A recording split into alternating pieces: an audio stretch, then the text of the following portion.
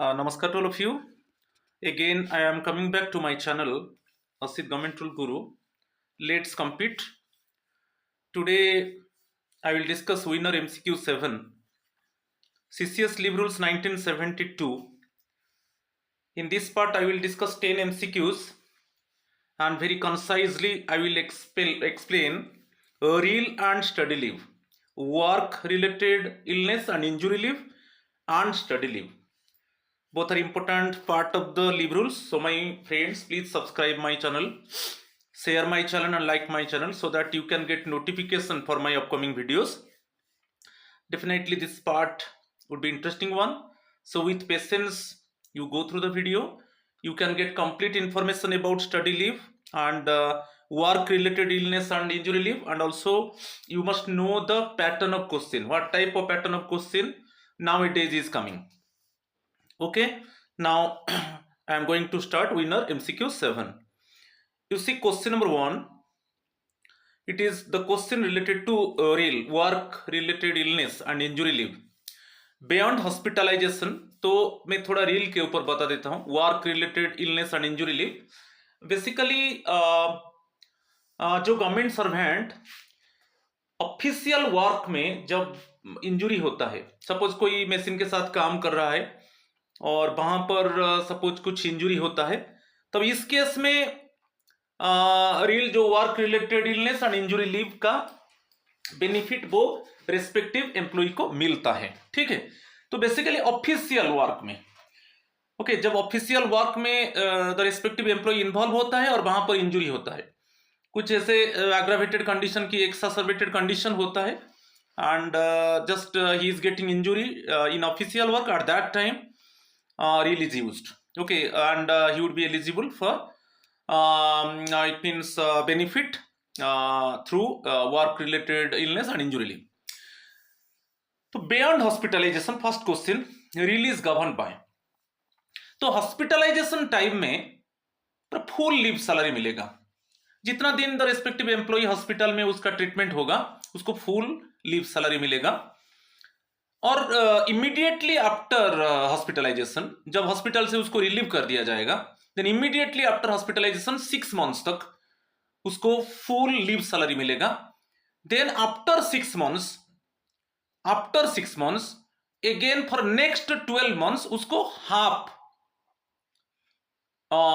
Leave salary मिलेगा. Half pay leave, जैसे जो हाफ पे लीव होता है, जैसे लीव सैलरी मिलता है, हाफ लीव सैलरी मिलता है, वैसा ही मिलेगा. और एक बार बता देता हूं, at the time of hospitalization the injured worker basically he will receive 100% leave salary. Immediately after hospitalization for 6 months he will get 100% leave salary. Then after 6 months for 12 months he will get half leave salary, like half pay leave. Clear? तो यहां पर 4 options given, अभी तो मैं बता दिया. Full pay and allowances for 6 months immediately following hospitalization, and half pay leave only for 12 months, beyond that will be paid. Next one, earned leave will be credited during the period of the employee is on real. Half pay leave will be credited during the period of the employee is on real. Full pay and allowances for 12 months immediately following hospitalization, and HPL only for 12 months, beyond that will be paid. तो अभी मैं बता दिया, option A is the correct answer. पूरा reel के ऊपर पूरा मैं डिस्कस करूंगा. हॉस्पिटलाइजेशन टाइम में फुल पे मिलेगा, और immediately after hospitalization full pay and allowances for 6 months immediately following hospitalization के बाद when it means he released from the hospital, immediately after that for 6 months he will get full pay and allowances, and then half pay leave only for 12 months, beyond that will be paid. जैसे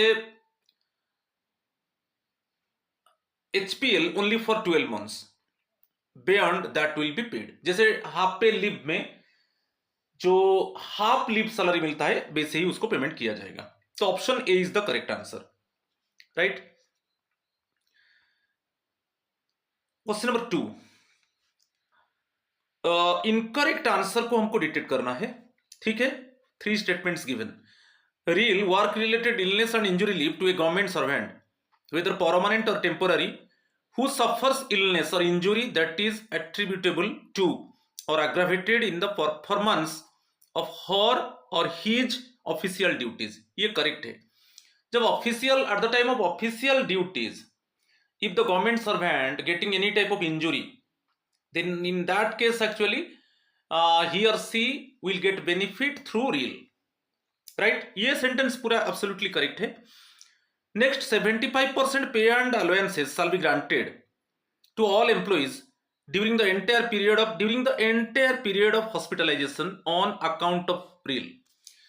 मैं बार बार बताया था कि जब hospitalization time में उसको 100% पे एंड अलाउंसेस मिलेगा. हॉस्पिटलाइज हो गया, हॉस्पिटलाइजेशन टाइम में 100% पे एंड अलाउंसेस मिलेगा, मगर यहां पर 75% दिया है, तो ये सेंटेंस गलत है. नेक्स्ट वन, ऑन लीव और हाफ पे लीव, ईएल और HPL shall be credited during the period that employee is on रील. आपको याद रखना है, जो रियल टाइम में कोई अर्न लीव की हाफ पे लीव क्रेडिट नहीं होगा. नो अर्न लीव और half pay leave shall be credited during the period that employee is on reel.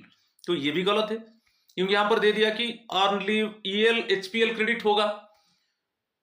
इसी टाइप में इसी टाइप ऑफ लीव जो है, इसी केस में ईएल एचपीएल क्रेडिट नहीं होगा.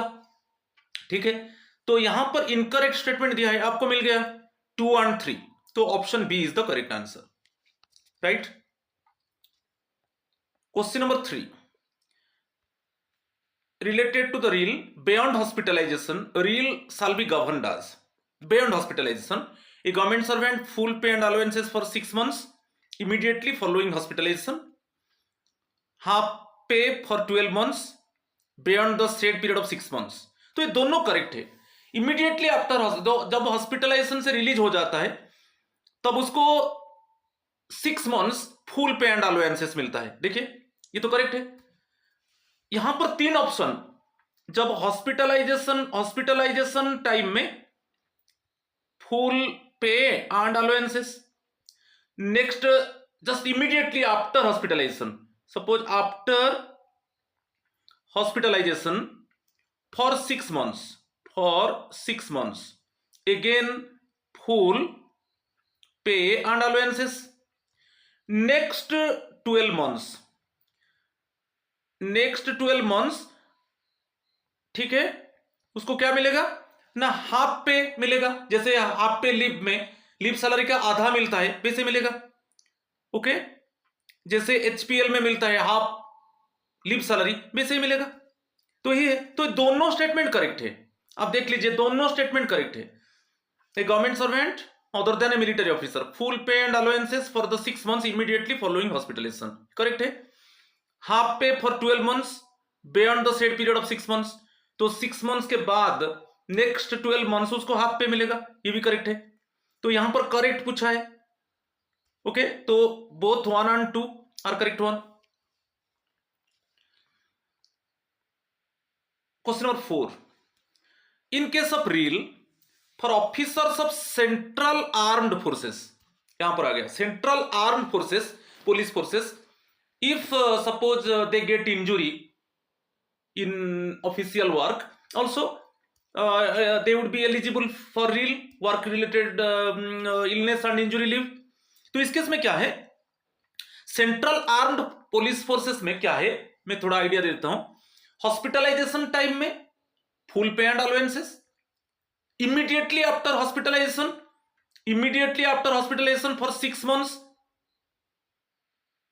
full pay and allowances, next 24 months okay full pay and allowances. ठीक है, तो ये रूल है.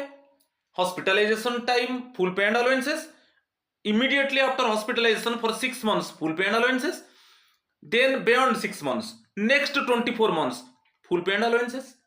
तो ये अभी देखेंगे ऑप्शन. इन केस ऑफ रील for officers of central armed police forces, a government servant full pay and allowances for the 6 months immediately following hospitalisation, ये करेक्ट है. Half pay for 12 months beyond the said period of 6 months, no ये नहीं. क्योंकि beyond the said period of 6 months, तो immediately after hospitalisation for 6 months full pay and allowances, then beyond the 6 months again for 24 months also he get 24 months full pay and allowances. तो ये correct नहीं है. A government servant half pay and allowances for the 6 months immediately following hospitalization, no ये गलत है. Full pay only for the next 24 months beyond the same period of 6 months, ये correct है, अभी मैं बताया था. Hospitalization time full pay and allowances, immediately after hospitalization for 6 months full pay and allowances, beyond 6 months for 24 months, beyond 6 months for 24 months again he get full pay and allowances. तो ये central armed police forces है, ठीक है. तो यहां पर जो option correct है ए एंड डी है, both A and D correct हुआ, राइट. अभी हम पूरा डिस्कस करेंगे. फर्स्ट जो सीसीएस लीव रूल्स 1972 रूल 44 है, ये रूल को याद रखना है. ये work related illness and injury leave है. अब देख लीजिए डीओपीटी नोटिफिकेशन नंबर को देख लीजिए, dated 11th December 2018. The authority competent to grant leave may grant work related illness and injury leave, herein after referred to as real, to a government servant whether permanent or temporary who suffers illness or injury that is attributable to or aggravated in the performance of her or his official duties. तो ये याद रखना है. The official at the time of official duties, if the concerned government employee getting injury, then he or she would be eligible for leave under real. Okay, he would be eligible for getting benefits under real. तो competent authority, जो leave authority है जिसको बोलते हैं competent authority to grant leave, वो जो reel है under work related illness and injury leave के अंडर जो भी बेनिफिट्स है वो कंसर्न जो एम्प्लॉई है ऑफिशियल वर्क में जिसको इंजुरी हुआ है उसको बेनिफिट मिलेगा, ठीक है. ये बहुत इंपॉर्टेंट पार्ट है, इसको याद रखना है. चलो नेक्स्ट रूल, अभी रूल 44 सबसेक्शन 1 को देखेंगे. Full pay and allowances shall be granted. तो एंटायर हॉस्पिटलाइजेशन, जब वो particular concern employee hospitalized, then at entire hospitalization time he or she will get full pay and allowances, ठीक है. तो hospitalization time में full pay and allowances मिलेगा. चलो rule 44 subsection 2 को चलेंगे, right. Beyond hospitalization, immediately after release from hospital, beyond hospitalization कैसे रील के अंडर में क्या बेनिफिट मिलेगा. A government servant other than a military officer full pay and allowances for the 6 months. Immediately after hospitalization for 6 months he will receive full pay and allowances, and then beyond 6 months half pay for 12 months beyond the said period of 6 months. तो अभी clear हो गया. Hospitalisation जो 44(1) बोला, rule 44 subsection 1, hospitalisation time full pay and allowances. beyond hospitalization, immediately after hospitalization for 6 months full pay and allowances. Then beyond 6 months for 12 months he or she will get half pay. Okay, he will get half pay for 12 months beyond 6 months. ये हो गया, clear हो गया. और ये जो यहां पर जो है clear, the half pay period may be commuted to full pay. The half pay period जो है may be commuted to full pay हो जाएगा with corresponding number of days of HPL. तो यहां पर आपको debited from the employee's leave account. तो यहां पर आपको याद रखना है कि बहुत इंपॉर्टेंट है, हॉस्पिटलाइजेशन टाइम उसको फुल पे एंड अलाउंसेस मिलेगा. Second, beyond hospitalization for 6 months full pay and allowances मिलेगा. मगर यहां पर इसको याद रखना है कि beyond 6 months, just beyond 6 months उसको जो एचपीएल है, जितना एचपीएल है, ओके, हाफ पे लीव है, ठीक है. तो बियॉन्ड 6 months उसको एचपीएल लेना है, जितना एचपीएल है बोलेगा. और मगर कितना मैक्सिमम लेगा ना, मैक्सिमम 12 मंथ्स लेगा। कितना लेगा? Maximum 12 months.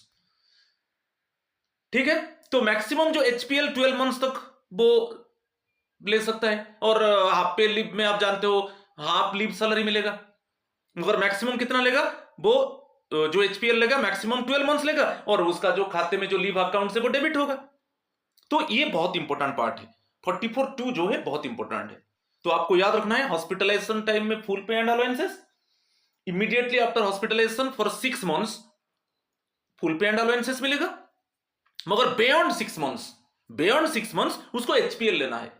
उसको जितना एचपीएल उसका खाते में है उतना ही एचपीएल लेगा। सपोज मैक्सिमम कितना एचपीएल लेगा बियॉन्ड 6 मंथ्स ना, 12 मंथ्स, उससे ज्यादा नहीं लेगा। 12 मंथ्स का 1 ईयर का, ठीक है, 12 मंथ्स 1 ईयर, तो 1 ईयर का वो एचपीएल ले सकता है, अराउंड एचपीएल 365 डेज यदि उसका खाते में है, और उससे ज्यादा है मगर मैक्सिमम कितना लेगा? 12 मंथ्स। इतना नहीं है तो जितना एचपीएल है वो उतना लेगा, और उसको हाफ लीव सैलरी मिलेगा, और जो एचपीएल लेगा वो उसका लीव अकाउंट से वो डेबिट होगा। समझ में आ रही है कि नहीं? सपोज हाफ पे लीव उसका सपोज 300 है तो उतना लेगा, और उसको हाफ लीव सैलरी मिलेगा, और लीव अकाउंट से डेबिट होगा। ठीक है, मगर मैक्सिमम एचपीएल कितना लेगा? 12 मंथ्स लेगा। तो क्लियर हो गया, ये बहुत इंपॉर्टेंट है। नेक्स्ट चलेंगे central arm forces. Central arm forces क्या है? वही हॉस्पिटलाइजेशन टाइम में 100% full pay and allowances, then full pay and allowances for 6 months immediately following the hospitalization. Immediately after hospitalization 6 months के लिए उसको फुल पे एंड अलाउंसेस मिलेगा। Then next 24 months भी उसको फुल पे मिलेगा, and full pay only for the next 24 months. तो it means hospitalization time में full pay and allowances मिला, immediately after hospitalisation for 6 months उसको फुल पे एंड अलाउंसेस मिला, and full pay only for the next 24 months, and full pay only it means beyond 6 months. 6 months के बाद फिर 24 months में भी full pay and allowances मिलेगा। ठीक है, और for personal below the rank of officer of the central arm police forces, below the rank of officer full pay and allowances with no limit. यहां पर कोई लिमिट नहीं है, फुल पे एंड अलाउंसेस मिलेगा with no limit regarding period. मगर यहां पर और एक चीज आपको बताना चाहता हूं, जो 44(2) में बियॉन्ड हॉस्पिटलाइजेशन, यहां पर जैसे इमीडिएटली आफ्टर हॉस्पिटलाइजेशन, यहां पर 3 चीज, hospitalisation full pay and allowances, immediately after hospitalisation for 6 months full pay and allowances, then beyond 6 months. ठीक है, beyond 6 months, beyond 6 months only वो एचपीएल लेगा जितना उसका खाते में है, और मैक्सिमम एचपीएल कितना लेगा ना, 12 मंथ्स। इसको थोड़ा ध्यान दीजिए। ठीक है, सपोज उसका एचपीएल सपोज 360 डेज है, एचपीएल उसका अकाउंट में है, तो उसको वो कम्यूट कर सकता है। कम्यूट करेगा तो 2 एचपीएल 1 कम्यूट 1 फुल हो जाएगा, 2 HPL is equal to 1 commuted leave, तो 180 कम्यूटेड लीव होगा, होगा कि नहीं? तो यहां पर भी बहुत सवाल आ जाता है कि जो बियॉन्ड 6 मंथ्स वो एचपीएल उसका जो खाते में है तो वो एचपीएल लेगा, मगर एचपीएल कितना मैक्सिमम लेगा? 12 मंथ्स। क्या वो एचपीएल कन्वर्ट होगा कम्यूटेड लीव को? होगा, एचपीएल कन्वर्ट होगा कम्यूटेड लीव को। ठीक है, मगर यहां पर जो बियॉन्ड 6 मंथ्स जो एचपीएल वो लेगा मैक्सिमम 12 मंथ्स का लेगा। ठीक है, राइट, और उसको वो कम्यूट कर सकता है। और यहां पर जो नेक्स्ट चीज में बताया, सेंट्रल आर्म फोर्सेस आप क्लियर हो गए, और for personal below the rank of officer of the central arm forces उनके लिए कोई लिमिट नहीं है। चलो रूल 44 सबसेक्शन 3 को आएंगे। In the case of persons to whom the workmen's compensation act 1923, ये इसको याद रखिए, वर्कमेन्स कंपेंसेशन एक्ट 1923 में यदि उसको कंपेंसेशन मिलता है तब उसको जो लीव सैलरी मिल रहा है उससे वो माइनस होगा, क्योंकि उसको कंपेंसेशन मिल रहा है। समझ में आ रहा है कि नहीं? तो the amount of leave salary payable under reel shall be reduced by the amount of compensation paid under the act. Suppose आपको ये जो है, suppose for example leave salary में आपको 6 लाख मिल रहा है, मगर कंपेंसेशन आपको 1 लाख मिल गया। यहां पर वर्कमेन्स कंपेंसेशन एक्ट 1923 में कंपेंसेशन 1 लाख मिल गया, तो वो कैसे एडजस्ट होगा ना, आपको लीव सैलरी कितना दिया जाएगा, 5 लाख होगा, 5 लाख दिया जाएगा लीव सैलरी, क्योंकि आपको कॉम्पेंसेशन 1 लाख मिला। एक्चुअली लीव सैलरी आपको 6 लाख मिलना चाहिए, मगर कॉम्पेंसेशन 1 लाख मिला, तो वो एडजस्ट होने के बाद आपको लीव सैलरी कितना मिलेगा, 5 लाख मिलेगा।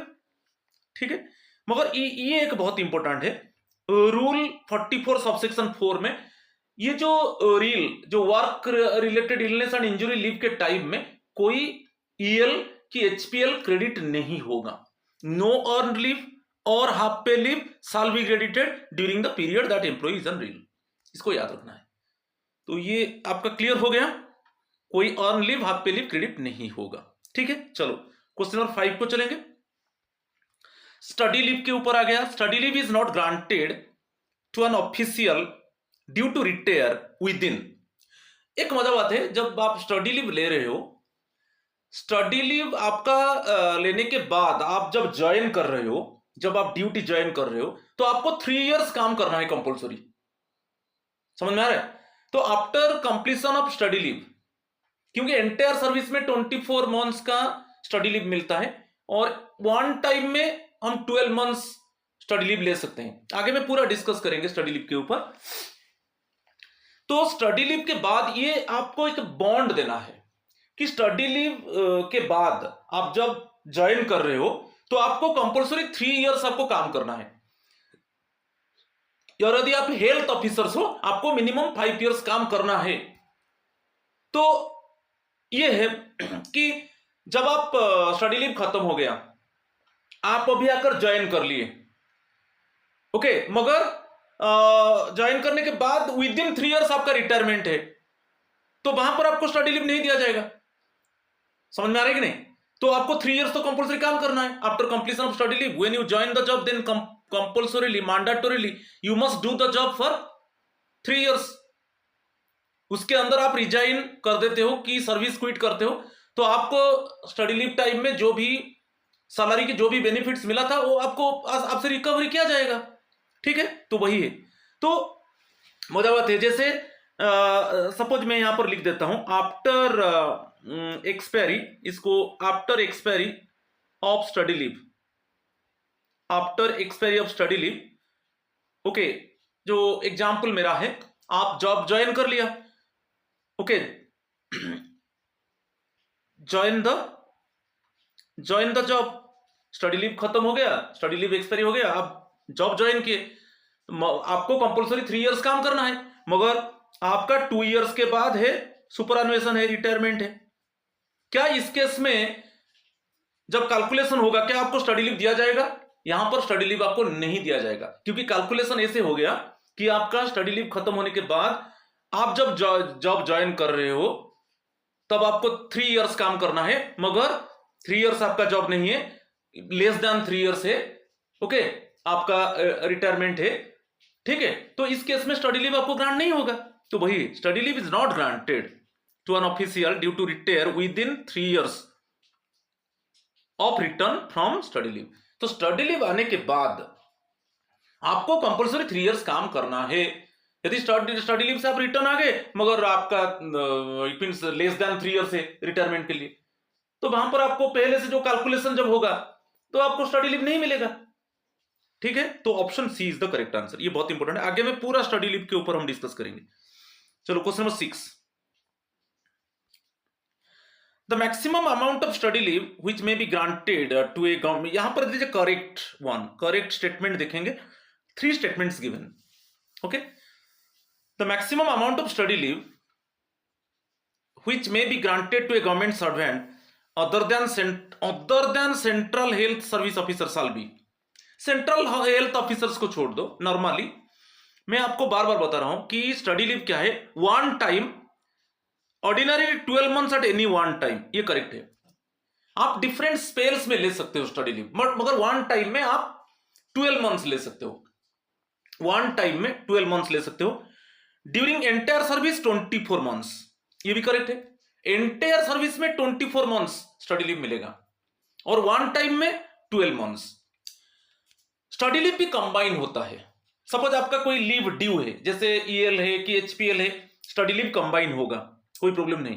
तो जैसे study leave combine with EL, combine with HPL, इसके साथ कंबाइन होगा और ये कंबाइन होकर मैक्सिमम 28 मंथ्स तक, क्योंकि आपको तो ऐसे पूरा एंटायर सर्विस में 24 मंथ्स स्टडी लीव मिलेगा और उसमें 4 मंथ्स चाहे ईएल है जो आपका लीव ड्यू है उसको ऐड कर दो, मगर कभी भी ईओएल कंबाइन नहीं होगा, एक्स्ट्रा ऑर्डिनरी लीव नहीं होगा। आपका जो लीव ड्यू है जैसे ईएल है कि एचपीएल है वो कंबाइन होगा, ठीक है, मगर ईओएल नहीं होगा। और ऐसे आपको कितना तक एक्सटेंड किया जाएगा? 28 मंथ्स तक। ऐसे तो normally 24 months during entire service मिलेगा और 4 मंथ्स, और 4 मंथ्स कैसे मिलेगा? जो आपका लीव ड्यू है, लीव ड्यू क्या है, सपोज ईएल है एचपीएल है, वो कंबाइन होगा, मगर इसी जो ये जो कंबाइन होगा इसमें ईओएल नहीं होगा, एक्स्ट्रा ऑर्डिनरी लीव नहीं होगा, ठीक है। चलो ये स्टेट, तो इसमें हम जो देख लीजिए, अभी हम स्टेटमेंट देखेंगे, तो आपको एंटायर सर्विस में 24 मंथ्स स्टडी लीव मिलेगा, वन टाइम में 12 मंथ्स मिलेगा, ये भी करेक्ट है।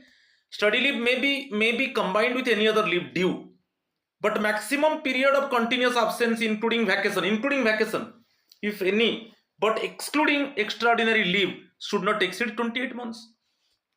स्टडी लीव भी कंबाइन होगा, एंटायर सर्विस में 24 मंथ्स मिलेगा, मगर वो यदि जो लीव ड्यू है कंबाइन होगा वो 28 मंथ्स तक जाएगा। उसमें क्या क्या रहेगा? सपोज स्टडी लीव किसके साथ कंबाइन होगा? ईएल होगा, एचपीएल होगा, कि वैकेशन होगा, क्लियरली याद रखिए, मगर कभी ईओएल कंबाइन नहीं होगा। ऐसे कंबाइन होकर वो 28 मंथ्स तक जाएगा, 28 मंथ से ज्यादा नहीं होगा।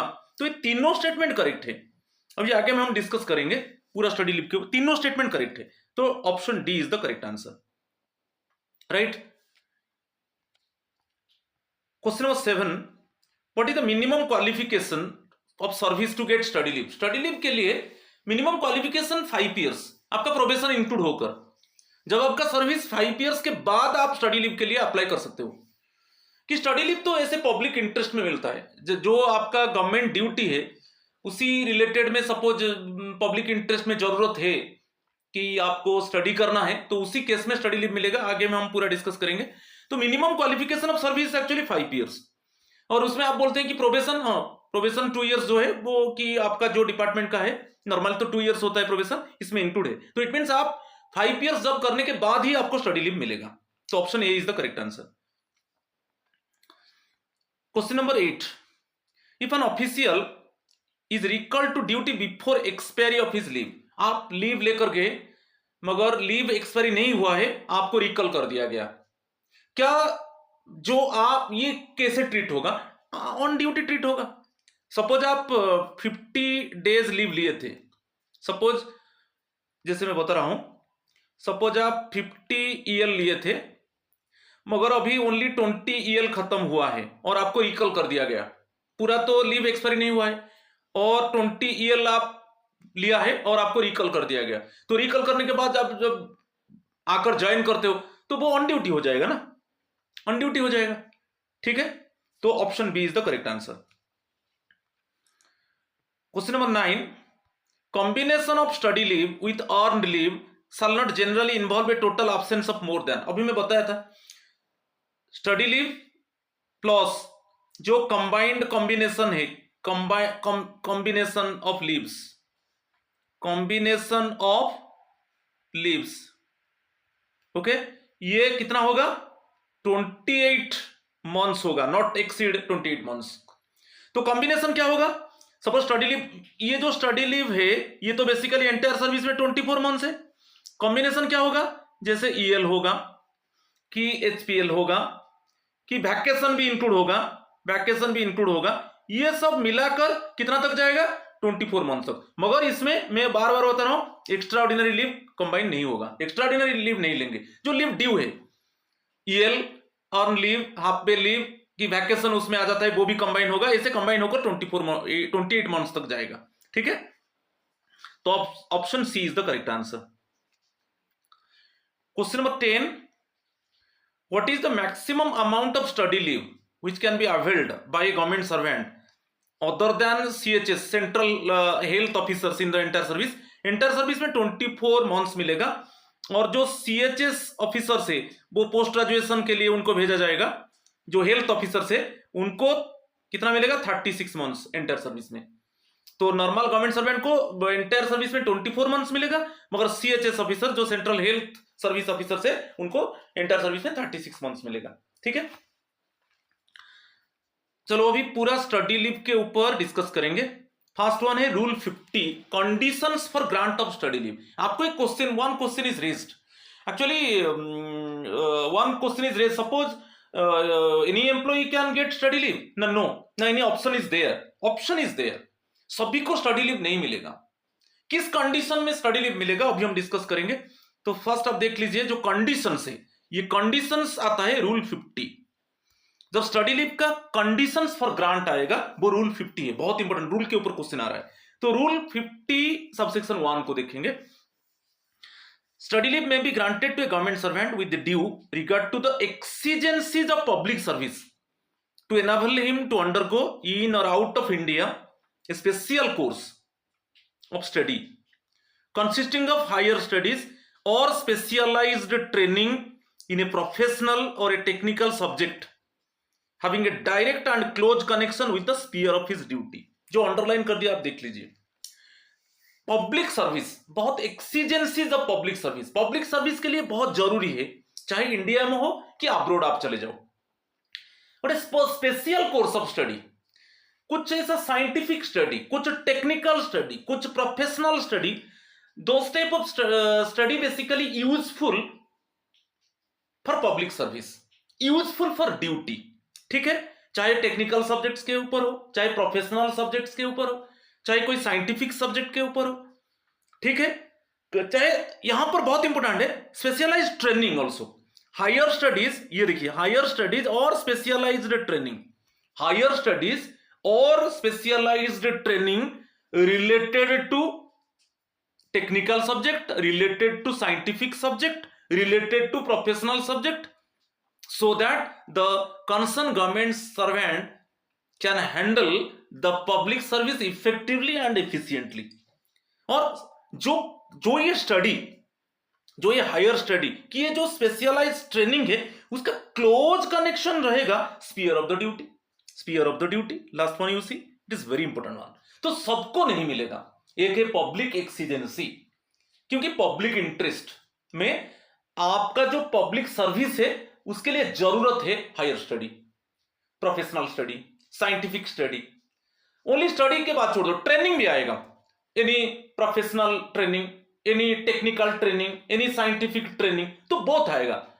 तो स्टडीज और ट्रेनिंग, और वो आप जो ले रहे हो बेसिकली वो जो आप जो ड्यूटी कर रहे हो उसके साथ डायरेक्टली लिंक है, सो दैट ये very efficiently and effectively you can deal with the public works. समझ में आ गया? बहुत इंपॉर्टेंट है ये रूल 50 सबसेक्शन 1। चलो रूल 50 सबसेक्शन 2 को देखेंगे। Study leave may also be granted for a course of training or study tour in which a government servant may not attend a regular. देखिए ये बहुत इंपॉर्टेंट है, may not attend a regular academic or semi academic course. कोई regular academic course के लिए आपको study leave नहीं मिलेगा। यहां पर लिख देता हूं कि रेगुलर एकेडमिक कोर्स के लिए स्टडी लीव नहीं मिलेगा। कैसे मिलेगा ना? Suppose course, special training, study tour, ठीक है, जो ट्रेनिंग, जो स्टडी टूर में जो आप स्टडी करोगे वो बेसिकली आपका जो ड्यूटी है, आपका जो सर्विस है उसके साथ क्लोज लिंक रहेगा। और तो आप क्या करेंगे ना, in future, in postering time you can handle your duty and the public service properly. तो ऐसा आपका एकेडमिक, रेगुलर एकेडमिक ग्रोथ के लिए आपको स्टडी लीव नहीं मिलेगा। बेसिकली आप जो ड्यूटी कर रहे हो, आप जो वर्क कर रहे हो, इसके लिए आपको ट्रेनिंग में भेजा जाएगा, आप टूर में जाओगे, you gain some knowledge, okay, so that in posturing time and subsequent time you can handle your duty properly, you can deal with the public properly, you can justify your service, इसके लिए। ठीक है, तो public interest बात आ जाता है। यहां पर पब्लिक इंटरेस्ट में आपको हायर स्टडी की ट्रेनिंग की टूर के लिए भेजा जाएगा। और वहां पर आप स्टडी लीव अवेल करोगे। ठीक है, चलो next rule 50 subsection 2 double I, जो सबसेक्शन 2 का सेकेंड बीट है, for the purpose of studies connected with the framework or background of public administration आ गया। Okay, subject to the conditions that particular study और study tour should be approved by the authority competent to grant leave. यहां पर क्या आ जाता है, आप जो पर्टिकुलर स्टडी टूर के लिए आप जाओगे तो जो कॉम्पिटेंट अथॉरिटी है वो उसको अप्रूव करेंगे। ठीक है, फिर the government servant should be required to submit on his return a full report on the work done by him while on study leave.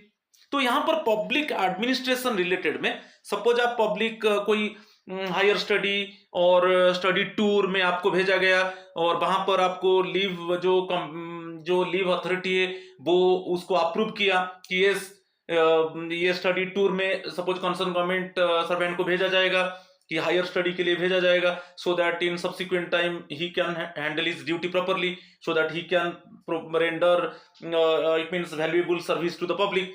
ये में और आप जब रिटर्न आ जाओगे आप एक पूरा रिपोर्ट सबमिट करोगे कि जो आप स्टडी लीव में गए थे, आप जो टूर में गए थे स्टडी टूर में, कि आपको हायर स्टडी में जो भेजा गया था तो वहां पर क्या आप काम किया, कैसे वर्क किया, तो उसके ऊपर आपको रिपोर्ट सबमिट करना पड़ेगा। ठीक है, ये 50 रूल 50 सबसेक्शन 2 सेकेंड बीट, ठीक है, बोल रहा है। नेक्स्ट हम रूल यहां पर रूल 52 नहीं है, रूल 50 है, ये रूल 50 है, रूल 50 सबसेक्शन 2 ट्रिपल आई। ठीक है, for the studies which may not be closely or directly connected with the work of a government servant but which are capable of widening his mind in a manner likely to improve his abilities as a civil servant and to equip him better to collaborate with those employed in other branches of the public service। यहां पर बहुत important है, यहां पर ये जो third beat बोल रहा है, रूल 50 सबसेक्शन 2 थर्ड बीट ये बोल रहा है कि आप कभी कभी क्या है, वो जो आप जो हायर स्टडी की स्टडी टूर की ट्रेनिंग आपको भेजा जा रहा है वो डायरेक्टली आपका जो ड्यूटी है उसके साथ लिंक नहीं है, मगर due to higher study, due to study tour or due to training you can expand your abilities as a public servant. Okay, you can propagate your knowledge, efficiency, abilities and potentialities as a public servant, so that वो क्या होगा, आप जो other branches है public service का उसमें भी आप कोलाबोरेट कर सकते हो और वहां पर भी आप कभी कभी क्या है, आप अदर ब्रांचेस में जाकर भी आप आपका जो नॉलेज है, आपका जो स्किल है, एफिशिएंसी है, वहां पर भी शेयर कर सकते हो। तो इसके वजह से भी हो सकता है, तो ये भी बहुत इंपॉर्टेंट है। ठीक है, तो कभी कभी आपको स्टडी टूर में कि ट्रेनिंग में हायर स्टडी में भेजा जाएगा तो वो डायरेक्टली लिंक नहीं रहेगा आपका स्पीयर ऑफ वर्क के साथ, मगर वहां पर you can expand your knowledge and efficiency, you can expand your potentiality, okay, and so that you related to the public service, your it means abilities would be improved and so that in better manner tomorrow you can collaborate with other branches of public service। ठीक है, मगर यहां पर इस case में इसी case में आपका कंसल्टेशन किसके साथ होगा ना, department of expenditure of the ministry of finance, इसके साथ कंसल्ट किया जाएगा। एप्लीकेशन ये दिया है, application for study leave in cases falling under clause 3। इसी केस में जो स्टडी के लिए आप जा रहे हो, कि जो ट्रेनिंग के लिए जा रहे हो, ठीक है, कि जो स्टडी टूर में जा रहे हो उसमें आपका जो स्फीयर ऑफ वर्क है उसके साथ उसका डायरेक्ट लिंक नहीं है, मगर ओनली आपका क्या है ना, एबिलिटीज प्रमोट होगा एज ए पब्लिक सर्वेंट, और आप कल जाकर आप जो अदर ब्रांचेस है वहां पर भी आप आपका एबिलिटीज को शेयर कर सकते हो, आपका एफिशिएंसी को। इसी केस में जो आपका एप्लीकेशन फॉर स्टडी लीव है falling under clause 3 shall be considered on merits of each case in consultation। तो वहां पर कंसल्ट किया जाएगा। यहां पर भी क्वेश्चन मिल सकता है आपको कि department of expenditure of the ministry of finance, इसी केस में, राइट। ये भी बहुत इंपॉर्टेंट है। चलो rule 50 subsection 3, study leave shall not be granted unless, क्या क्या है ऑप्शन देखेंगे, it is certified by the authority competent to grant leave that the proposed course of study or training shall be of definite advantage from the point of view of public interest. ये तो है। ये first क्या बोला है कि study leave shall not be granted unless, आपको leave authority certify करना चाहिए, लीव अथॉरिटी सर्टिफाई करना चाहिए कि जो हायर स्टडी के लिए आप जा रहे हो, कि जो स्टडी टूर में जा रहे हो, कि आपको जो स्पेशल ट्रेनिंग के लिए भेजा जा रहा है, तो उसमें आप जो बेसिकली आप जो नॉलेज गेन करोगे वो बेसिकली आपका जो ड्यूटी है, आपका जो पब्लिक सर्विस में क्या करेगा ना, वो हेल्पफुल होगा, वो यूजफुल होगा। यदि यूजफुल नहीं होगा तो आपको वहां पर कैसे स्टडी लीव आपको दिया जाएगा? तो स्टडी लीव इसलिए दिया जाता है, पब्लिक इंटरेस्ट में दिया जाता है कि इसको हायर स्टडी के लिए, चाहे technical study, scientific study, professional training, technical training, scientific training में आपको भेजा जाएगा और स्टडी टूर में आपको भेजा जाएगा, वहां पर you acquire knowledge so that your it means you can effectively handle the public service tomorrow, you can provide effective service to the public। तो इसके वजह से आपको भेजा जाता है। ये नहीं होगा तो आपको स्टडी लीव कैसे ग्रांट किया जाएगा? It is for the prosecution of studies in subject. अच्छा, आपको अदर देन एकेडमिक और लिटरेरी सब्जेक्ट, ये बहुत इंपॉर्टेंट है। तो एकेडमिक और लिटरेरी सब्जेक्ट के लिए आपको स्टडी लीव नहीं मिलेगा। आपका पर्सनल ग्रोथ के लिए जो एकेडमिक हो गया कि जो लिटरेरी सब्जेक्ट हो गया वो आपका पर्सनल ग्रोथ है, उसके लिए आपको स्टडी लीव नहीं मिलेगा। ठीक है, ओनली कोई technical suppose subject, scientific subject, professional subject की प्रोफेशनल ट्रेनिंग, कोई साइंटिफिक ट्रेनिंग, कोई टेक्निकल ट्रेनिंग, कोई स्टडी टूर है जहां पर आप कुछ टेक्निकल सब्जेक्ट के ऊपर की सपोज आप कुछ साइंटिफिक सब्जेक्ट की, प्रोफेशनल सब्जेक्ट के ऊपर आप नॉलेज एक्वायर करोगे और आप आने के बाद क्या होगा ना, आप effectively you can provide render your service, you can it means service effectively and provide service it means properly to the public। तो इस केस में दिया जाएगा, आपका पर्सनल ग्रोथ के लिए नहीं दिया जाएगा, क्योंकि एकेडमिक लिटरेरी सब्जेक्ट आ जाता है तो पर्सनल का बात आ जाता है। तो यहां पर देखिए जो IES है, इंडियन इकोनॉमिक सर्विस है कि इंडियन स्टैटिस्टिकल सर्विस है, उनको पीएचडी जरूरी है।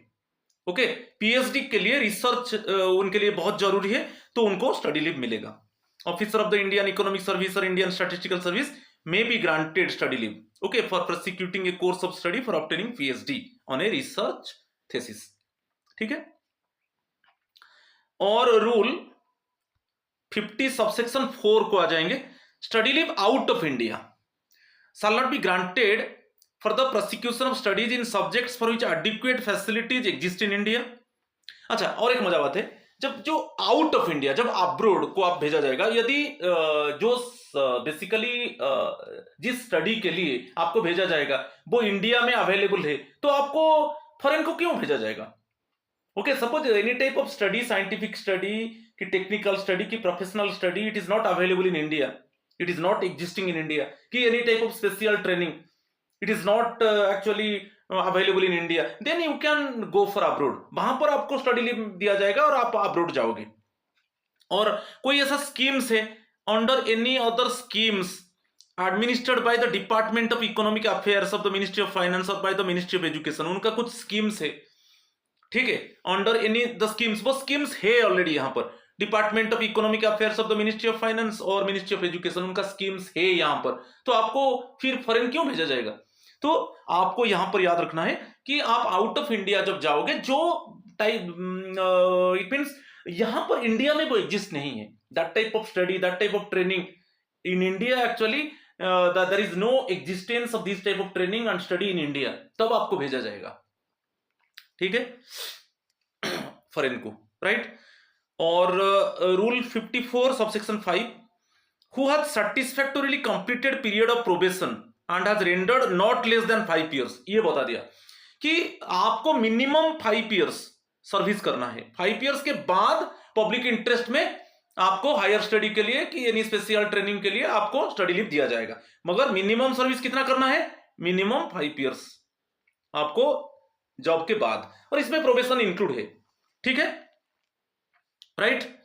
तो ये बहुत इंपॉर्टेंट था। नेक्स्ट, ये बहुत इंपॉर्टेंट है, who is not due to reach the, अच्छा सुपर एनुएशन, यहां पर अभी मैं फिर क्लैरिफाई कर देता हूं। जब आप रिटर्न आओगे आपको 3 इयर्स काम करना है, you return to work, okay, after expiry of study leave again you join the job and minimum 3 years actually render the service. Suppose यहां पर क्या है, आप रिटर्न आ गए मगर लेस देन 3 इयर्स आपका रिटायरमेंट है, तो आपको कैसे स्टडी लीव दिया जाएगा? तो वही पूछा है कि हमारे लिए 3 इयर्स, मगर जो CHS central health service officer है उनको entire it means service career में 36 मंथ्स का इट मींस स्टडी लीव दिया जाता है। जो CHS central health service officer है उनको 36 मंथ्स दिया जाएगा, और वो जब after expiry of study leave when they join the job then minimum 5 years they render the service, okay. यदि 5 इयर्स के अंदर उनका रिटायरमेंट हो रहा है तो वहां पर कैसे स्टडी लीव दिया जाएगा? तो वही चीज है। तो ये देखा जाएगा कि after return to duty, okay, it means the concern employee must render the service for 3 years. तो सुपर एनुएशन 3 इयर्स से ज्यादा होना चाहिए। जो सुपर एनुएशन है, जो रिटायरमेंट है, वो मोर देन 3 इयर्स है, कोई प्रॉब्लम नहीं। मगर रिटर्न आ रहे हो, ज्वाइन कर रहे हो, मगर लेस देन 3 इयर्स से आपका सुपर एनुएशन, तो इस केस में जब कैलकुलेशन होगा आपको स्टडी लीव क्या है, अलाउ नहीं किया, ग्रांट नहीं किया जाएगा। और CHS ऑफिसर के लिए रिटर्न आने के बाद 5 इयर्स मिनिमम सर्विस देना है, और यदि रिटायरमेंट लेस देन 5 इयर्स है, आप रिटर्न आ गए, ज्वाइन किए, मगर आपका रिटायरमेंट लेस देन 5 इयर्स है, तो वहां पर भी स्टडी लीव आपको ग्रांट नहीं होगा, ठीक है। ये भी क्लियर कर दिया इस पार्ट को। और यहां पर बॉन्ड का बात आ गया, आपको बॉन्ड देना है। हु एग्जीक्यूट से बॉन्ड, बॉन्ड कैसे देना है कि मेरा स्टडी लीव एक्सपायरी के बाद मैं जॉब ज्वाइन करूंगा और मैं 3 इयर्स, मुझे मिनिमम 3 इयर्स सर्विस रेंडर करना है, और CHS ऑफिसर के लिए 5 इयर्स सर्विस रेंडर करना है, ठीक है। तो यहां पर आपको बॉन्ड भी दिया जाएगा, जो आपसे बॉन्ड लिया जाएगा, okay. You must who executes a bond undertaking to serve the government for a period of 3 years, मगर जो सेंट्रल हेल्थ सर्विस ऑफिसर है 5 इयर्स, ओके, जिनको हमको नॉर्मली 24 मंथ्स एंटायर सर्विस में मिलता है और उनको 36 मंथ्स एंटायर सर्विस में मिलता है, ओके। CHS ऑफिसर्स को 36 मंथ्स मिलता है, और वो रिटर्न आने के बाद मिनिमम 5 इयर्स काम करेंगे, और हमको 24 मंथ्स मिलता है, और हमारा रिटर्न आने के बाद हम मिनिमम 3 इयर्स काम करेंगे, ठीक है। तो यहां पर आपको बॉन्ड देना पड़ेगा, ठीक है।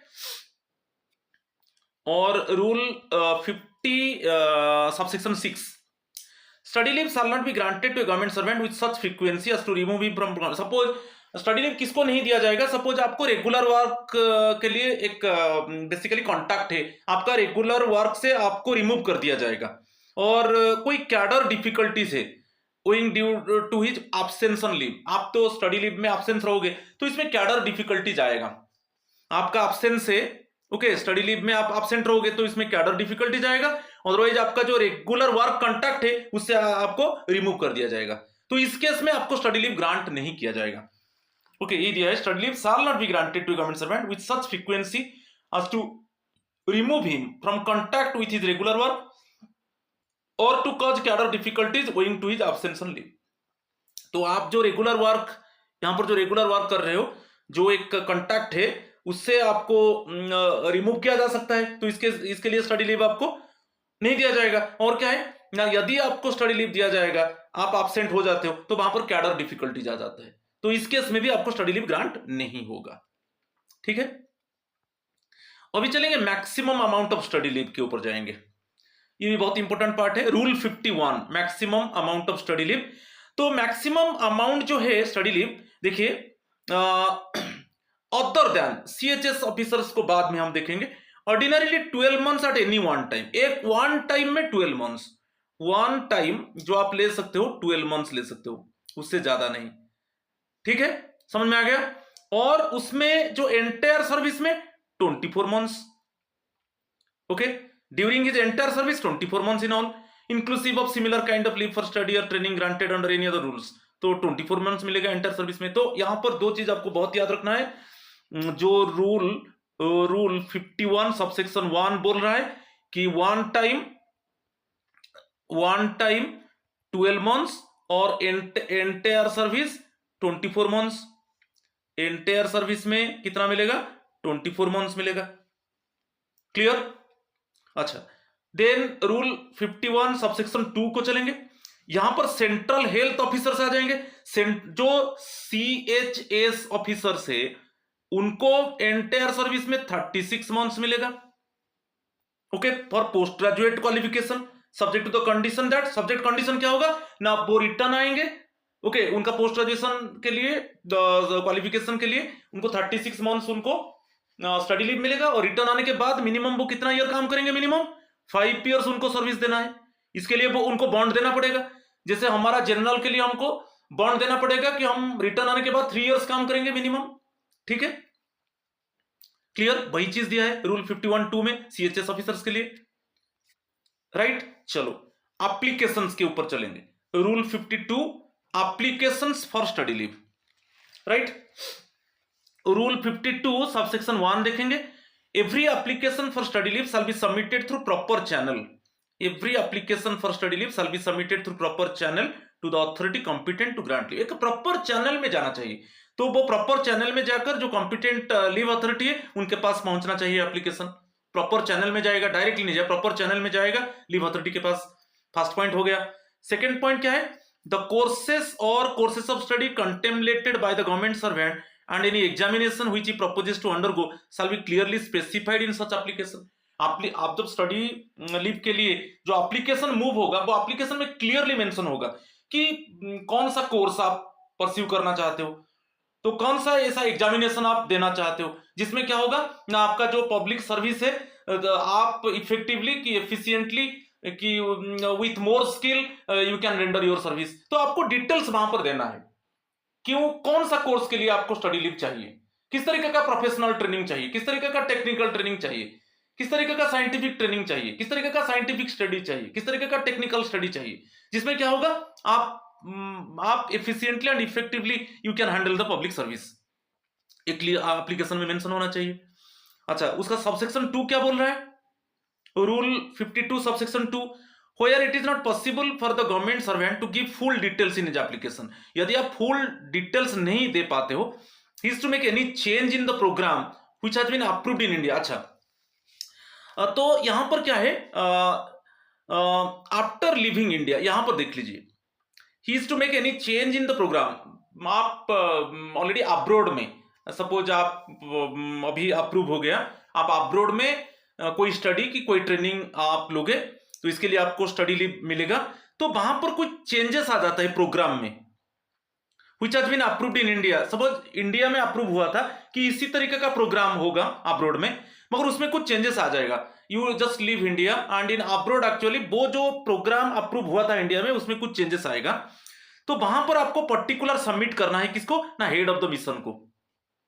हेड ऑफ द मिशन को आपको सबमिट करना है कि इंडिया में अप्रूव हुआ था मगर ये प्रोग्राम, मगर अभी मेरा आने के बाद अब्रोड में यहां पर प्रोग्राम चेंज हो रहा है, तो क्या चेंज हुआ, ओके, वो आपको देना है हेड ऑफ द मिशन को और authority competent to grant leave, दोनों को, हेड ऑफ द मिशन और the authority competent to grant leave as the case में बी। ओके, अदरवाइज आप ओन रिस्क लोगे, ये मेंशन नहीं करोगे।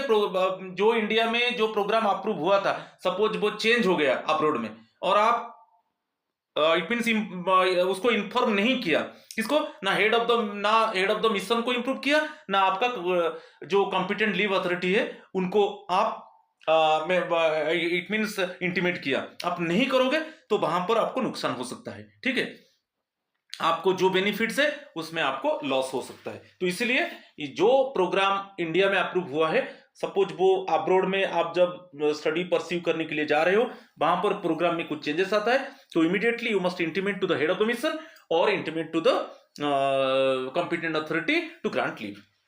ओके, चलो next part, sanction of study leave. यहां पर आ जाएगा sanction of the study leave, rule 53। A report regarding the admissibility of the study leave shall be obtained from the audit officer। ये बहुत इंपॉर्टेंट है, इसके ऊपर क्वेश्चन आता है। जो रिपोर्ट रिलेटेड आता है कि जो स्टडी लीव एक्चुअली बेसिकली एक को अलाउ किया गया, तो एक ऑडिट ऑफिसर से एक रिपोर्ट ओके ऑब्टेन करना है। Report regarding the admissibility of the study leave shall B obtain from the audit officer. इसके ऊपर क्वेश्चन आ सकता है। Provided that the study leave if any already availed of bye the government servant shall be included in the report. ठीक है, वो report में suppose आप study leave avail कर चुके हो, वो भी रिपोर्ट में इंक्लूड होगा, मगर यहाँ पर ऑडिट ऑफिसर से एक रिपोर्ट लिया जाएगा कि हाँ ये particular employee basically study leave avail कर चुका है। ठीक है, और यहां पर दे दिया रूल 53(2) में, where a government servant born permanently on the cadre of one department or establishment is serving temporarily in another department। Suppose आप एक कैडर डिपार्टमेंट का हो, मगर अदर डिपार्टमेंट में आप टेम्पोररी पीरियड के लिए वहां पर आप काम कर रहे हो, तो ग्रांट ऑफ स्टडी लीव, जब आपको स्टडी लीव के लिए ग्रांट आपका पेरेंट डिपार्टमेंट देगा। आपका देखिए, आपका पेरेंट डिपार्टमेंट है, मगर आप टेम्पोररी पीरियड के लिए अदर डिपार्टमेंट में काम कर रहे हो। ठीक है, आपको स्टडी लीव आपका पेरेंट डिपार्टमेंट देगा, ये आपको स्टडी लीव देगा। तो इस केस में कंकरेंटली दोनों का परमिशन, ये पेरेंट डिपार्टमेंट आपको स्टडी लीव देगा, मगर आप टेम्पोररली अभी अदर डिपार्टमेंट में काम कर रहे हो, तो यहां पर अदर डिपार्टमेंट को भी इंफॉर्म किया जाएगा। ओके, अदर डिपार्टमेंट का भी राय लेना चाहिए यहां पर, तो वही दिया है। The grant of study leave to him shall be subject to the condition that the concurrence of the department और the establishment to which he is permanently attached is obtained before the leave is granted. तो आपको तो parent department, आप टेम्पोररली जाकर other department में काम कर रहे हो, आपका पेरेंट डिपार्टमेंट आपको स्टडी लीव ग्रांट करेगा, मगर स्टडी लीव के पहले अदर डिपार्टमेंट के साथ भी कंसल्ट किया जाएगा। जिस डिपार्टमेंट में आप टेम्पोररली अटैच हो, उसका भी परमिशन लिया जाएगा, उसको भी इन्फॉर्म किया जाएगा। तो ये बहुत इंपॉर्टेंट है, इसके ऊपर भी क्वेश्चन आपको मिल सकता है। ठीक है, चलो next one, rule 53 subsection 3, where the study leave is granted for prosecution of studies abroad, the head of the mission concerned shall be informed। तो यहां पर है, यदि आप अब्रोड में जाकर स्टडी प्रोसिक्यूट कर रहे हो, तो वहां पर हेड ऑफ द मिशन को इन्फॉर्म किया जाएगा। और यहां पर और एक है, suppose any such type of leave has been granted by the administrator. जब एडमिनिस्ट्रेटर का बात आता है, the intimation shall be sent through the ministry concern. वहां पर इंटीमेशन किससे आएगा? The intimation shall be sent through the ministry concern. तो ये बहुत इंपॉर्टेंट है, उसके ऊपर क्वेश्चन आ सकता है। तो आप अब्रोड में स्टडी करोगे मींस किसको इन्फॉर्म किया जाएगा? हेड ऑफ द मिशन को। यदि such leave has been granted by the administrator, then the intimation shall be sent through the ministry concern. तो यदि एडमिनिस्ट्रेटर लीव सैंक्शन करता है, तो यहां पर जो इंटीमेशन जाएगा हेड ऑफ द मिशन को, किसके थ्रू जाएगा? मिनिस्ट्री कंसर्न जाएगा। ठीक है, तो यहां पर नोट में है, the head of the mission shall be contacted by the government servant for issue of any letters of introduction और for other similar facilities that may be required. ये भी देखना है, आप directly head of the mission को contact करोगे, suppose any related any letters of introduction, any letters of introduction और any other similar facilities, directly जो कंसर्न एम्प्लॉय को भेजा गया है अब्रोड में स्टडी के लिए, वो directly head of the mission को कॉन्टैक्ट करेगा। ठीक है, और to obtain letters of introduction. Okay, मगर यहां पर बहुत इंपॉर्टेंट है, हेड ऑफ द मिशन को इन्फॉर्म किया जाएगा यदि if the concern employee want to study in abroad, और यदि एडमिनिस्ट्रेटर सैंक्शन करता है leave. Okay, if the administrator actually grant study leave and the employee actually study in abroad, तो in that case वो जो हेड ऑफ द मिशन को intimate किया जाएगा थ्रू द मिनिस्ट्री, जो पर्टिकुलर मिनिस्ट्री है, through the particular ministry concern. ठीक है, ये बहुत इंपॉर्टेंट था। और यहां पर रूल बॉन्ड के ऊपर आ गया, ये rule 53 subsection 4, every government servant in, यहां पर परमानेंट एम्प्लॉय के लिए है, और यहां पर आपको बॉन्ड देना पड़ेगा फॉर्म 7 और फॉर्म 8 में। और बॉन्ड में क्लियरली मेंशन करोगे कि मेरा जो स्टडी लीव एक्सपायरी होने के बाद मैं जब ज्वाइन करूंगा, तब मुझे मिनिमम 3 इयर्स काम करना है। और यदि आप सेंट्रल हेल्थ ऑफिसर हो, रिटर्न आने के बाद आपको 5 इयर्स मिनिमम सर्विस देना है। तो इस तरीके का बॉन्ड आपको देना पड़ेगा। परमानेंट एम्प्लॉय के लिए बॉन्ड है फॉर्म 7 और फॉर्म 8। तो बॉन्ड में क्या मेंशन होगा? ना, ये after returning to duty I must render the service for minimum 3 years। और फॉर सेंट्रल हेल्थ ऑफिसर्स जो पोस्ट ग्रेजुएट के लिए, पोस्ट ग्रेजुएशन के लिए जिनको 36 months का स्टडी लीव मिलेगा after return to duty, okay, they must do service for minimum 5 years। तो ये बॉन्ड देना है फॉर्म 7 और 8। मगर जो परमानेंट नहीं है, जो टेम्पररी है, वो किसमें बॉन्ड, वो जो बॉन्ड देंगे किस फॉर्म में, फॉर्म 9 और फॉर्म 10। तो यहां पर क्वेश्चन आता है, तो जो परमानेंट एम्प्लॉय है वो उनको बॉन्ड देना है फॉर्म 7 और फॉर्म 8, और जो नॉन परमानेंट एम्प्लॉय है उनको बॉन्ड देना है फॉर्म 9 और फॉर्म 10। ठीक है।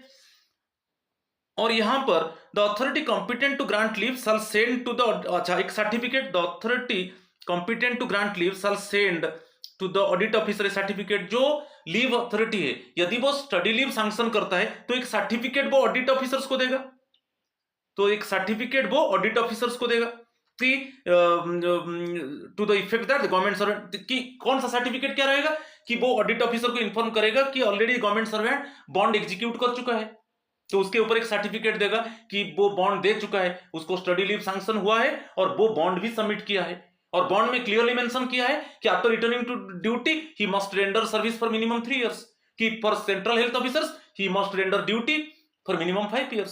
तो ऐसे जो लीव अथॉरिटी है एक सर्टिफिकेट वो सेंड करेगा ऑडिट ऑफिसर को, और वहां पर वो सर्टिफिकेट में क्लियरली मेंशन होगा कि the concern government servant has already submitted the bond. ठीक है। और जो रूल 53 सबसेक्शन 5 है, on completion of the course of study the government servant shall submit to the authority which granted him the study leave the certificates of examinations passed और special course of study undertaken. तो यहां पर बहुत common है ये, इसमें क्या mention है कि आपका सपोज स्टडी लीव जो जिस पर्पज के लिए आपको भेजा गया था, जब आपका स्टडी लीव खत्म होने के बाद आपको सर्टिफिकेट जमा करना होगा कि जो आप एग्जामिनेशन दिए, ओके, जो स्पेशल कोर्स के लिए, जो स्पेशल ट्रेनिंग के लिए आपको भेजा गया था, उसमें आपका परफॉर्मेंस कैसा रहा, ऐसा एक सर्टिफिकेट आपका लीव अथॉरिटी को देना है।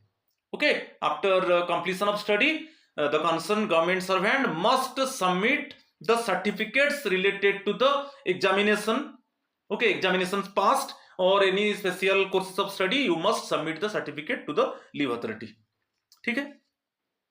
और उसमें इसमें दिया है कि यदि if the study is undertaken in a country outside India where there is an Indian mission, तो वहां पर आपको सर्टिफिकेट्स इंडियन मिशन को देना है। यदि आप अब्रॉड में स्टडी कर रहे हो, कि ट्रेनिंग ले रहे हो, आपको जो सर्टिफिकेट इश्यू होगा वो सर्टिफिकेट आप किसको देना है, हेड ऑफ द मिशन को देना है, हेड ऑफ द मिशन को देना है।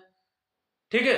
तो दो चीज, आपका स्टडी कंप्लीशन होने के बाद you get certificates and you must submit certificates to the leave authority. But in case of abroad, if you after completion of study, which certificate you get, you must submit to the head of the mission. ठीक है। Next one, accounting rule 54, accounting of study leave and combination with leave of other kinds. ये बहुत important है। तो study leave जो है वो आपका लीव अकाउंट से डेबिट नहीं होगा, वो 54(1) बोल रहा है, रूल 54(1).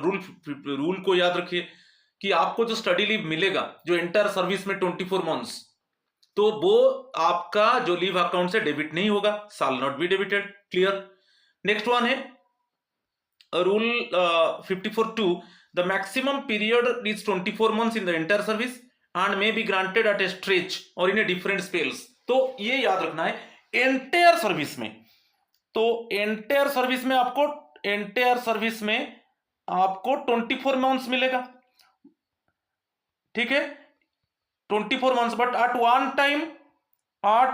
टाइम कितना मिलेगा, 12 months मिलेगा। तो इट मींस इससे पता चल गया डिफरेंट स्पेल्स में आपको स्टडी लीव मिलेगा। एंटायर सर्विस में 24 months, but at one time 12 months। Okay, तो ये जो 24 months मिलेगा ये कंबाइन होगा, यहां पर दे दिया कि 24 months in the entire service and may be granted at a stretch और इन डिफरेंट स्पेल्स, ये कंबाइन होगा। तो स्टडी लीव कंबाइन होगा कैसे ना, स्टडी लीव सपोज ईएल के साथ कंबाइन होगा, एचपीएल के साथ कंबाइन होगा, वैकेशन के साथ कंबाइन होगा, ये सब कंबाइन होकर अप टू कितना तक जाएगा ना, 28 months तक जाएगा, इससे ज्यादा नहीं होगा। मगर इसमें जो कंबाइन होगा, कभी भी एक्स्ट्रा ऑर्डिनरी लीव कंबाइन नहीं होगा। ओनली जो लीव ड्यू है, ईएल है, एचपीएल है, वैकेशन है, इसके साथ कंबाइन होगा। जो लीव ड्यू है यहां पर क्लियरली मेंशन है, मगर ईओएल कंबाइन नहीं होगा, एक्स्ट्रा ऑर्डिनरी लीव कंबाइन नहीं होगा। ठीक है, और जो मैक्सिमम यहां पर दे दिया, it may be combined with any other leave due, जो लीव ड्यू है, but maximum period of continuous absence including vacation if any, but excluding, देखिए extraordinary leave, excluding extraordinary leave, तो should not exceed 24 months, 28 months. और जो CHS है officers है ना, CHS officers के लिए 36 मंथ्स, और हमारे लिए normally up to 28 months. It mean study leave combine होगा। ठीक है, और पीएचडी कोर्स के लिए फॉर द कोर्सेस लीडिंग, ये दे दिया 36 months for the courses leading to PhD degree. Suppose Indian economic service, Indian statistical service में रिसर्च बहुत इंपॉर्टेंट है, और आप रिसर्च करने के लिए जा रहे हो, तो वहां पर 36 मंथ्स होगा। 36 months of the courses leading to PhD degree, okay, from the regular duties of the government servant. ठीक है,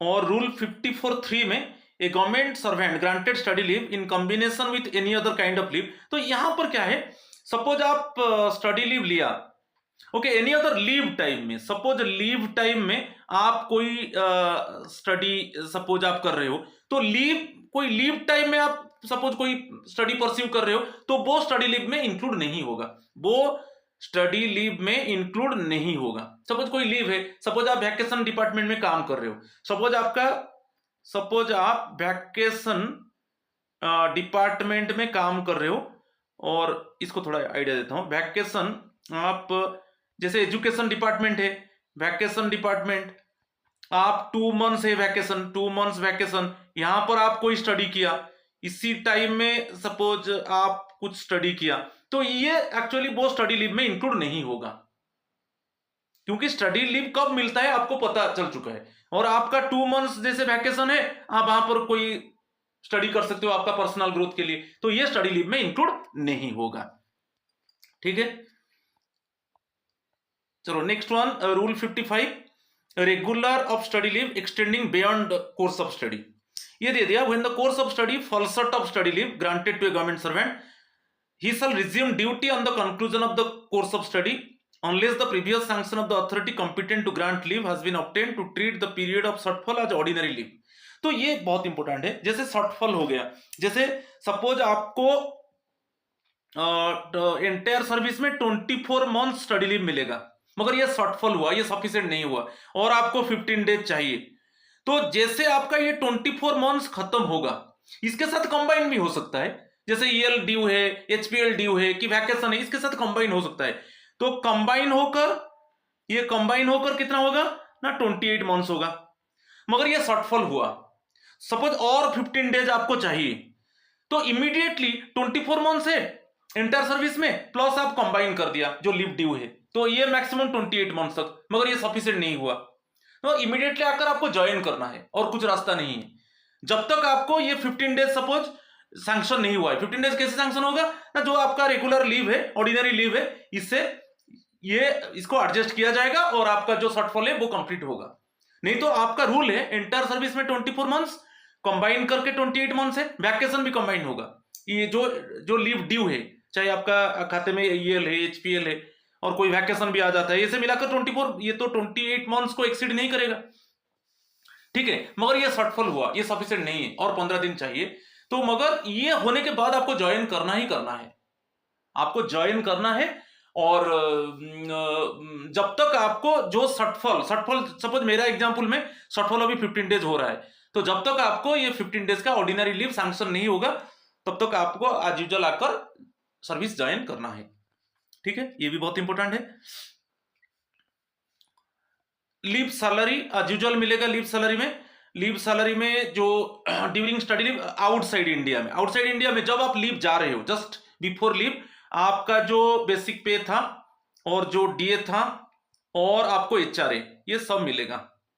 ठीक है, तो जो जब आप लीव जा रहे हो, when you proceed for leave, okay, when you proceed for leave, आपका जो बेसिक पे है उसके ऊपर डीए है, और एचआरए आपको एज यूजुअल मिलेगा। ठीक है, तो आपको बोलते हैं कि नहीं आपका डियरनेस अलाउंस नहीं मिलेगा, कि हाउस रेंट अलाउंस, नहीं नहीं, डियरनेस अलाउंस ना हाउस रेंट अलाउंस मिलेगा, ठीक है।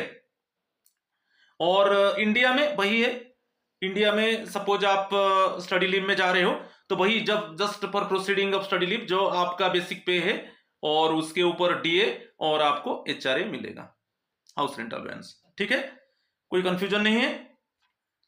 और 56(3) में payment of leave salary at full rate under sub rule 2 shall be subject to furnishing of a certificate. हाँ, यहाँ पर एक सर्टिफिकेट आपको देना है। ये जो लीव सैलरी, ये जो इंडिया में आप काम कर जा रहे हो, स्टडी लीव आपको मिल रहा है, पर आपको सर्टिफिकेट एक देना है कि मुझे कोई स्कॉलरशिप की, स्टाइपेंड की, कोई remuneration in respect of any part time employment से मुझे नहीं मिलेगा। तो इसे एक सर्टिफिकेट देना है, बहुत इंपॉर्टेंट है। Furnishing of a certificate by the government servant to the effect that he is not received of any scholarship. तो वहां पर एक सर्टिफिकेट आपको देना है। जैसे इंडिया में आपको हायर स्टडी के लिए, कोई प्रोफेशनल स्टडी के लिए आपको स्टडी लीव ग्रांट हुआ, तो इस केस में आपको एक सर्टिफिकेट देना पड़ेगा कि मुझे स्कॉलरशिप से, कि स्टाइपेंड से, कि कोई यानी पार्ट टाइम एम्प्लॉयमेंट से मैं रेम्यूनरेशन एक्सेप्ट नहीं करूंगा, right. Rule 56 subsection 4, the amount if any received by a government servant during the period of study leave or scholarship, stipend or remuneration in respect of any part-time employment shall be adjusted against the leave salary payable under this sub-rule, subject to the condition that leave salary shall not be reduced to an amount less than that payable as leave salary during half pay leave। तो आपको याद रखना है, यदि आप scholarship ले रहे हो, स्टाइपेंड ले रहे हो, कुछ रेम्यूनरेशन आपको मिल रहा है, तो आपको वो लीव सैलरी से डेबिट होगा। सपोज आपको जैसे ये हो गया, सपोज आपको लीव सैलरी 12 लाख मिलेगा। सपोज इसमें स्कॉलरशिप में आपको स्कॉलरशिप में सपोज 50,000 की, स्टाइपेंड में सपोज आपको 50,000 की, रेम्यूनरेशन में आपको 1 लाख, ऐसे 2 लाख हो गया। तो आपको लीव सैलरी कितना मिलना चाहिए? 12 लाख। तो इसमें ऑलरेडी आप स्कॉलरशिप, स्टाइपेंड, रेम्यूनरेशन में आपको मिल चुका है 2 लाख, तो 2 लाख माइनस हो जाएगा, तो आपको कितना लीव सैलरी मिलेगा? 10 लाख मिलेगा। मगर ये जो होगा, ये बोल रहा है कि जो हाफ पे, जैसे इसका 2 कर दो, इससे कम नहीं होगा, क्योंकि हाफ पे लीव में हाफ लीव सैलरी मिलता है। समझ, जैसे ये फुल लीव सैलरी है 12 लाख, तो हाफ कितना होगा? 6 लाख होगा। तो ये माइनस होने के बाद, ये जो स्कॉलरशिप, स्टाइपेंड, रेम्यूनरेशन ये जो मिल रहा है, ये माइनस होने के बाद ये 6 लाख से कम नहीं होगा, क्योंकि 12 लाख जो है वो फुल लीव सैलरी है, उसका हाफ होगा, 6 लाख होगा। मगर रूल क्या बता रहा है? मेरा एग्जांपल में सपोज आप स्कॉलरशिप, स्टाइपेंड, रेम्यूनरेशन जो अमाउंट मिल रहा है वो माइनस होगा, वो माइनस होने के बाद वो 6 लाख से कम नहीं होगा। जैसे मेरा एग्जांपल में आपको थोड़ा क्लैरिफाई किया, ठीक है, इससे कम नहीं होगा मेरा एग्जांपल में, ठीक है, राइट। समझ में आया कि नहीं? तो यहां पर याद रखना है, और एक बार इसको समझा देता हूं। जैसे आपको लीव सैलरी, सपोज मेरा एग्जांपल में आप देख लीजिए, लीव सैलरी आपको 12 लाख मिलेगा। यहां पर देख लीजिए,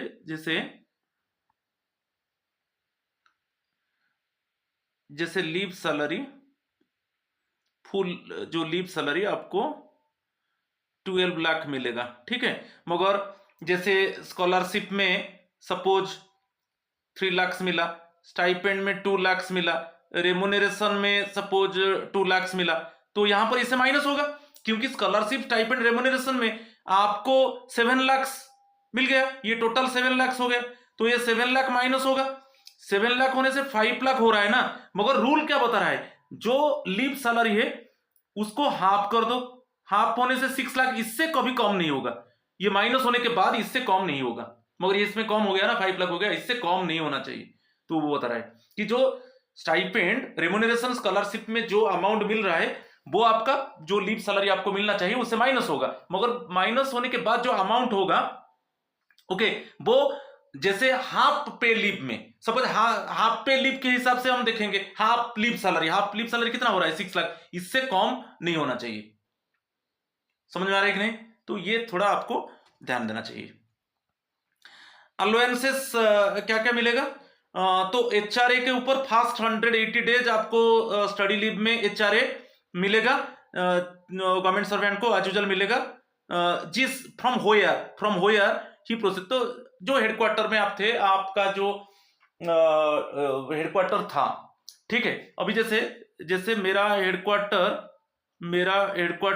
सपोज भुवनेश्वर है, बीबीएसआर है, और मैं अभी जाकर कोलकाता में, ओके, कोलकाता में मैं अभी जाकर सपोज मैं स्टडी के लिए मैं ट्रेनिंग ले रहा हूं कि मेरा स्टडी परस्यू कर रहा हूं, तो मेरा जो हेडक्वार्टर है बीबीएसआर के हिसाब से मुझे एचआरए मिलेगा 180 डेज तक, और 180 डेज के बाद मुझे सर्टिफिकेट देना पड़ेगा, प्रोडक्शन ऑफ सर्टिफिकेट, तब मुझे एचआरए मिलेगा। तो आप याद रखिए, आपका जिस कहां से, मेरा एग्जांपल में मैं कहां से प्रोसीड किया, जैसे बीबीएस भुवनेश्वर से प्रोसीड किया, तो मेरा जो हेडक्वार्टर बीबीएसआर है, बीबीएसआर के हिसाब से मिलेगा। मैं जहां पर ट्रेनिंग ले रहा हूं वहां पर नहीं, जैसे मैं बताया अभी, मेरा हेडक्वार्टर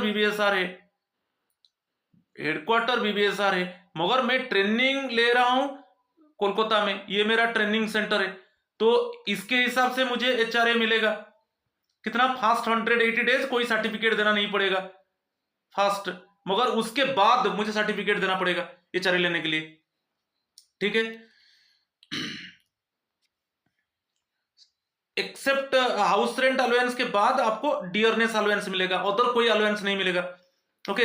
एचआरए मिलेगा, अलाउंस में एचआरए और डियरनेस अलाउंस, इसके अलावा और कोई अलाउंस आपको नहीं मिलेगा, ठीक है। Next, travelling allowance. Basically travelling study leave में ट्रैवलिंग अलाउंस नहीं मिलता है, ओके।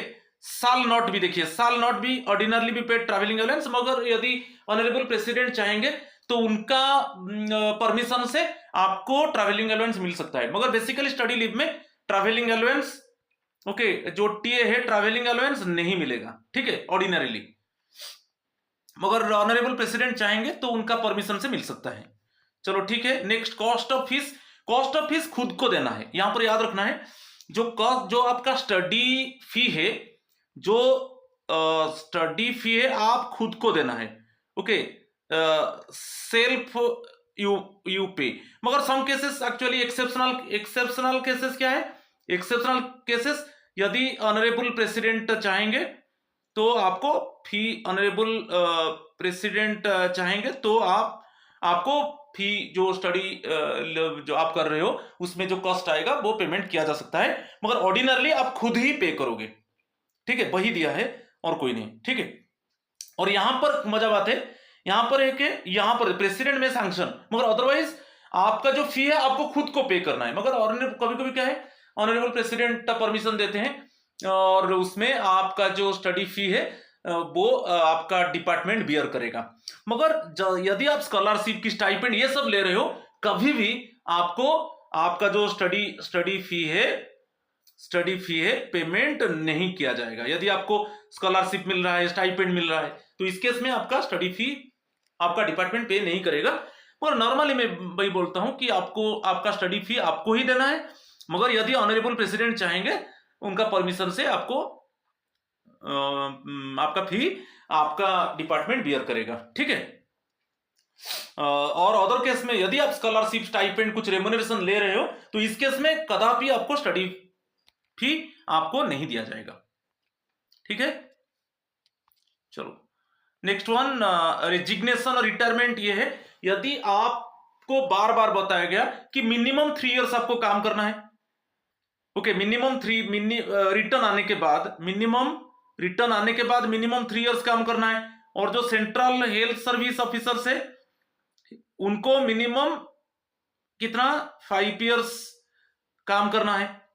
सपोज इसके अंदर आप रिजाइन कर देते हो कि आप क्विट कर देते हो, तो इस केस में क्या होगा ना, आपके ऊपर जो भी खर्च हुआ था वो आपसे रिकवरी कर लिया जाएगा, तो वही दिया है यहां पर,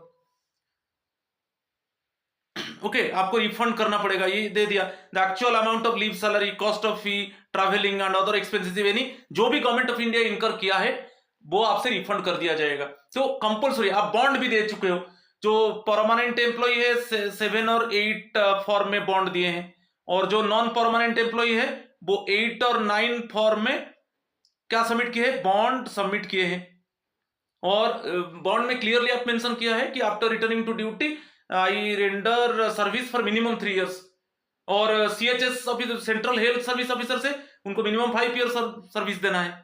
मगर आप नहीं दे रहे हो तो आपके ऊपर जो भी खर्च है ये है, देखिए आपको देना है। और यहां पर जो है the actual amount if any of the cost incurred by any other agency, suppose आपके ऊपर एजेंसी खर्च किया है, ठीक है, एजेंसी खर्च किया है, तो इस केस में आपको जिस डेट से डिमांड होगा, ओके, तो उस केस में आपसे विथ इंटरेस्ट आपसे रिकवरी किया जाएगा, क्योंकि एजेंसी आपके ऊपर खर्च किया है और रिटर्न आने के बाद आपको मिनिमम सर्विस देना है, और आप बिफोर मिनिमम सर्विस आप रिजाइन की क्विट कर देते हो, तो इस केस में जो एजेंसी जितना पैसा खर्च किया है विथ इंटरेस्ट आपसे वो कलेक्ट करेगा, राइट। तो ये बहुत इंपॉर्टेंट है। चलो नेक्स्ट, इस केस में रिफंड नहीं होगा, ये देखिए there is no need of refund. Suppose minimum service after returning to duty before rendering minimum service, suppose you resign और क्विट, बट सम कंडीशन से आप रिटर्न आ गए मगर फ्रॉम स्टडी लीव, मगर आपको मेडिकल ग्राउंड में आपको रिटायर होना पड़ा। आप रिटर्न आ गए मगर मेडिकल ग्राउंड में आपको रिटायर होना पड़ता है, तो इसलिए आप मिनिमम 3 year सर्विस नहीं दे पाओगे, तो इस केस में आपसे रिफंड नहीं किया जाएगा।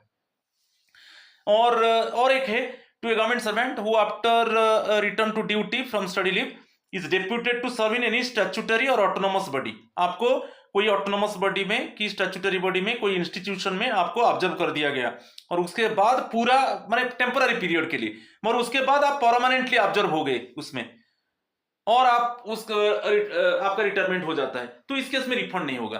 First temporary period of time autonomous body, okay, कोई स्टैट्यूटरी बॉडी में टेम्पररी पीरियड के लिए आपको अटैच कर दिया जाता है, और उसके बाद आप यहां पर टेम्पररी पीरियड में आए थे मगर यहां पर आप परमानेंटली ऑब्जर्व हो गए स्टैट्यूटरी बॉडी में और ऑटोनोमस परमानेंटली ऑब्जर्व हो गए, और उसके बाद आपका रिटायरमेंट हो गया, तो उस केस में रिफंड नहीं होगा। आप मिनिमम 3 years सर्विस नहीं दिया है मगर आपसे रिफंड नहीं किया जाएगा, क्योंकि आप टेम्पररी पीरियड के लिए स्टैट्यूटरी बॉडी और ऑटोनोमस बॉडी को गए थे, मगर वहां पर फिर आपको परमानेंटली ऑब्जर्व होना पड़ा और उसके बाद आपका रिटायरमेंट हो रहा है, जहां पर हम कैलकुलेट करेंगे कि स्टडी लीव खत्म होने के बाद आप 3 years सर्विस नहीं दिया है, तो इस केस में आपसे रिफंड नहीं किया जाएगा।